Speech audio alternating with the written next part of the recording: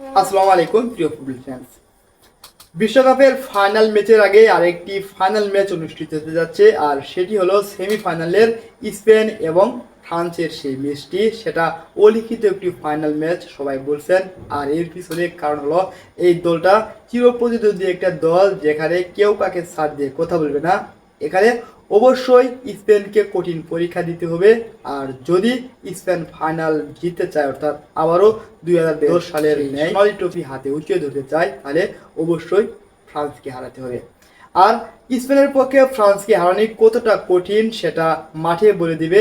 Head to head পরিসংখ্যান বিবেচনা করলে দেখা যায় ফ্রান্সের তুলনায় স্পেন অনেকটাই শক্তিশালী।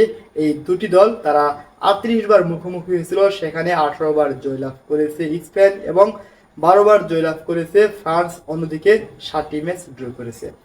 শেষ 5 ম্যাচের হেড টু হেড পরিসংখ্যান যদি আপনাদেরকে জানাই, সেই 5 ম্যাচে 3টিতে জয়লাভ করেছে স্পেন এবং বাকি 2টি ম্যাচে জয়লাভ করেছে ফ্রান্স। সেখানে 3 ম্যাচে স্পেন গোল করেছে 12টি, আর সেই 2 ম্যাচে জয়লাভ করে সেখানে ফ্রান্স গোল করেছে 8টি। হেড টু হেড পরিসংখ্যান বিবেচনা করলে সেখানে ফ্রান্সের তুলনায় স্পেনকে এগিয়ে রাখা যায়, কিন্তু সঠিক দুর্বলতার পয়েন্টটা হলো স্পেন তারা যে সেমিফাইনালে আসছে, অর্থাৎ সেমিফাইনালে ম্যাচটি খেলবে, এই যে 6টা ম্যাচে তারা কিন্তু গোল না করে, অর্থাৎ গোল ঠেকে সেমিফাইনালে আসছে। সেই প্রথম ম্যাচ কেপ ভার্দের বিপক্ষ থেকে শুরু করে এখন ফ্রান্সের আগ পর্যন্ত স্পেনের জালে মাত্র একটা গোল ঢুকেছিল, আর বাকি গোলগুলো কিন্তু স্পেন করে এসেছে। অর্থাৎ স্পেন ততটা বেশি ভালো খেলেছে সেটা বলা যাবে না। স্পেন যদিও শক্তিশালী একটা দল, কিন্তু 2026 বিশ্বকাপের বিগত যে 6 ম্যাচ খেলেছে স্পেন, সেখানে খুব একটা ভালো করেনি। যদিও তারা 2-0 কিংবা 3-1 গোলের ব্যবধানের ম্যাচে লিড নিয়ে বের করতে পেরেছে, তারপরেও ফ্রান্সের মতো এই শক্তিশালী দলকে তারা টপকিয়ে ফাইনালে যেতে পারবে কিনা সেটা একটা শঙ্কার বিষয়। ফ্রান্সের লামিল যে কিনা এই 6 ম্যাচে 2টা গোল করেছেন, এবং মাইকেল ওয়ারজাবাল 4টি গোল করেছেন, এবং মিকেল মেরোনো রয়েছেন যে কিনা 2টি গোল করেছেন এবং 4টি অ্যাসিস্ট করেছেন। তাছাড়া ফাবিয়ান রাইস রয়েছেন, এই ফাবিয়ান রাইস তিনি দুর্দান্ত খেলতে পারেন। দালি আলমো যে কিনা প্লেমেকারের সেরা। এছাড়াও রদ্রি পেদ্রি এবং নিকো উইলিয়ামস তারা মিডফিল্ডের দারুণ ভূমিকা রাখতে পারে।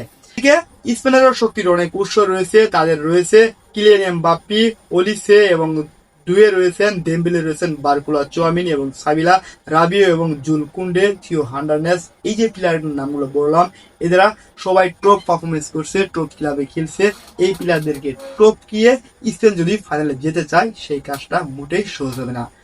অন্যদিকে ফ্রান্সের দিক থেকেও এই কাজটা মোটেই সহজ হবে না। অর্থাৎ এক কথায় বলা চলে, এটা ফাইনালের আগে আরেকটি ফাইনাল ম্যাচ। এই ম্যাচে ভাগ্য নির্ধারিত হবে কোন দলটি ফাইনালে যাবে। এই ম্যাচটা অবশ্যই একটি প্রতিদ্বন্দ্বীমূলক এবং জাঁকজমক ম্যাচ হতে যাচ্ছে। যত প্রেডিকশন করুন না কেন, খাতা কলম কেউ লিখে দিতে পারবেন না কোন দল জয়লাভ করবে।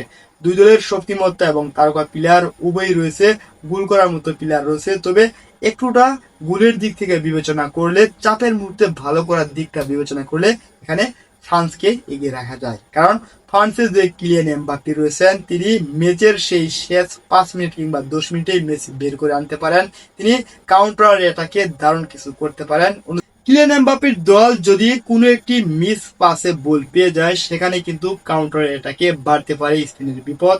আর স্পেন কিলিয়ান এমবাপ্পে, ওলিসে এবং দুয়ে, ডাম্বেলে, বারকুলা, চুয়ামিনি, সাবিলা, এই যে প্লেয়ার গুলো, এদের গতি কিংবা এদের অ্যাটাক ধরে রাখতে পারবে কিনা, এদের কাউন্টার অ্যাটাক মোকাবিলা করতে পারবে কিনা, এটাই সবচেয়ে বড় একটা বিষয়।